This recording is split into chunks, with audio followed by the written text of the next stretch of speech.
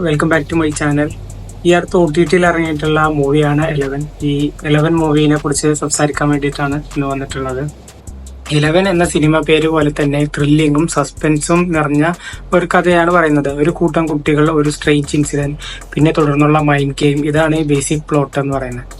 ഇതിന്റെ കഥ കുറച്ച് മിസ്റ്റീരിയസ് ആണ്. ചെന്നൈ നഗരത്തിൽ നടക്കുന്ന തുടർച്ചയായിട്ടുള്ള കൊലപാതകങ്ങൾ അത് അന്വേഷിക്കാൻ വരുന്ന ഒരു പോലീസ് ഉദ്യോഗസ്ഥൻ എന്നുള്ള രീതിയിലുള്ള കഥാപാത്രങ്ങളൊക്കെയാണ് വരുന്നത്.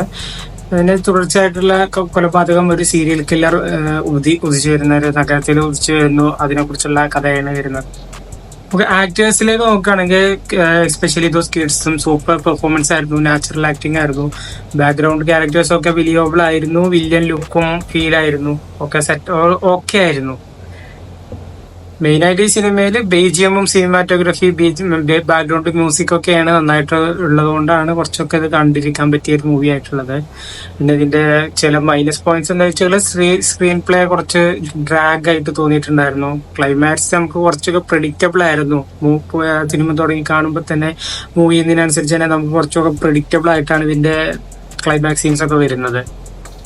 11 ഒരു പെർഫെക്റ്റ് എന്റർടൈനർ ആണെന്ന് പറയാനാവില്ല, but one time watchable for mystery thriller lovers ആണ്. ഇത് മറ്റുള്ള സീരിയൽ കില്ലിംഗ് കഥാപാത്രങ്ങളൊക്കെ വെച്ച് നോക്കുമ്പോൾ ഇത് അതിന്റെ അത്ര രീതിയിൽ എത്തിയിട്ടില്ല എന്നാണ് നമുക്ക് തോന്നിയിട്ടുള്ളത്.